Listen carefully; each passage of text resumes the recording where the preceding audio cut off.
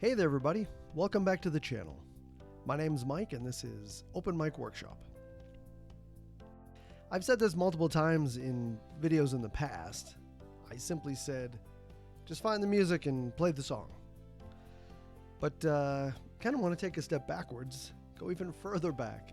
How do you plan a cover song? How do you get the notes, the chords, the instruments, everything? How do you figure all this out? So that's what I plan on going over today, including what to do when you don't know how to play the instrument or if your fingers just can't play that. Our philosophy is quite simple. Play as much of the song that you can yourself.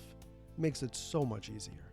In a shocking number of our songs, we play all the guitars, all the bass, play all the keyboards, play most of the instruments in our songs. We do not have a drum set or a drummer, so that is always a MIDI file. But all the other instruments, we do our best to play them all ourselves.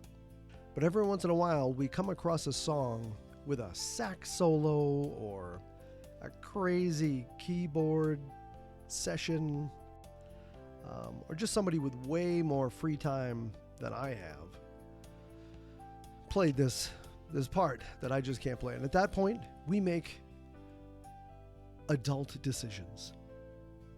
Step one for us is always the chords and the tabs for the guitar and bass. That's acoustic guitar or electric guitar, just the rhythm guitar in general, the bass guitar, all the guitar. So you want to get the chords and the tab.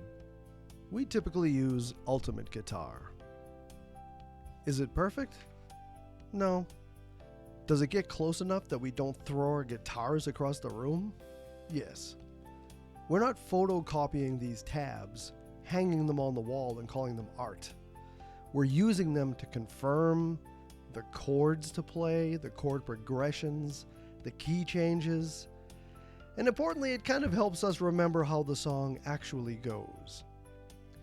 Then we add our flavor or our flair on top of that to make the cover our own. Even though we are reproducing someone else's song, we're adding our own twist to it. Because really, that's the whole point of playing a cover. Play the original, honor the original, but also sprinkle in some of your own originality. Before we even touch the MIDI, before we look at the notation, before we summon software from the depths to assist us, we ask one major question. Can we actually play or sing this song? All of it. You don't want to cut any parts out, and it's not really a cover. So you want to make sure you can play the song. If the answer is yes, then we play it.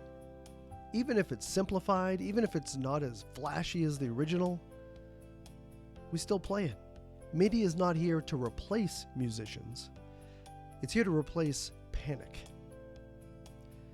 Sometimes the answer to that question is actually no. I cannot play that specific instrument or this specific section. It's far too complex for me. When that occurs, we start using another program called Songsterr. Songsterr gives you fully composed parts, which is great, but it's also dangerous if you think, cool, I'll just use this. That's not what we do. We treat Songsterr like a suggestion or a rough draft, or a friend who's just really so much better at playing the saxophone than I am. We'll modify or simplify it, change some of the harmonies, remove anything that sounds like jazz homework, and then we submit the changes. And if they're accepted, we're now a contributor for that song on Songsterr. Not the owner, not the composer, definitely not getting the Christmas card from the publisher, but once we fix the parts we need, maybe a sax solo or a keytar humdinger, we export the song as a GP file, which is a Guitar Pro file. It's used in GarageBand a lot.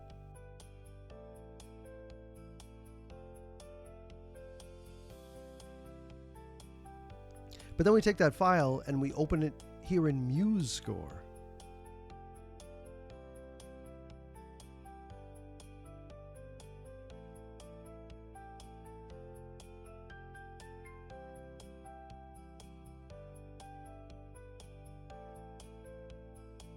And once again, we make any additional changes we need inside of MuseScore, and then we export the section of the song that we're trying to replicate as a MIDI file.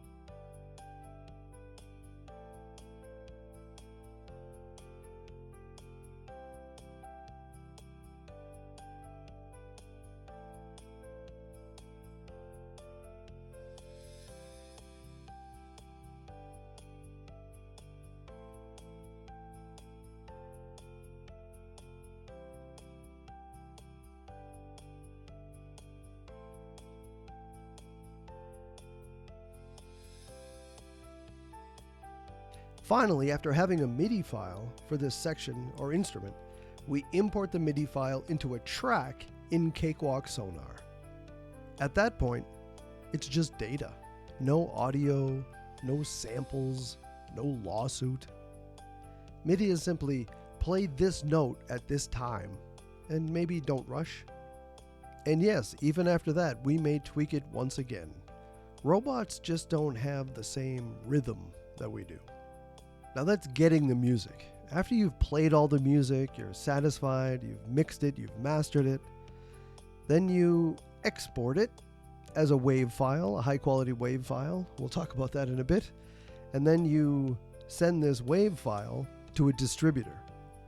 We're using Soundrop. So that's the distributor of choice that we're using right now. Of course, that can always change. But we went with Soundrop. Soundrop handles your mechanical licenses, paying the songwriters and composers, and keeping us from accidentally committing a crime. We're not claiming the song itself. We're not owning the composition. We're just creating a version of the song, which is exactly how cover songs are supposed to go. I'll get more into the music distribution side of the house a little bit further down the road, but I really just wanted to take a step all the way back and get us all together on square one. Quick reality check. This workflow covers audio only cover songs. This does not automatically cover sheet music, selling MIDI files, lyric videos, or even music synced to video. Those are all different kinds of licenses. You'd have to use a different company. And no, YouTube comments are not legal advice. The takeaway here is kind of simple. Play the song as much as you can, with human mistakes, with extra emotion.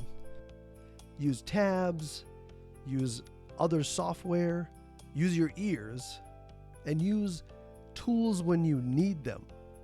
Not because you're lazy, but because you're practical. The more you play, the less you'll need MIDI. And that's the goal.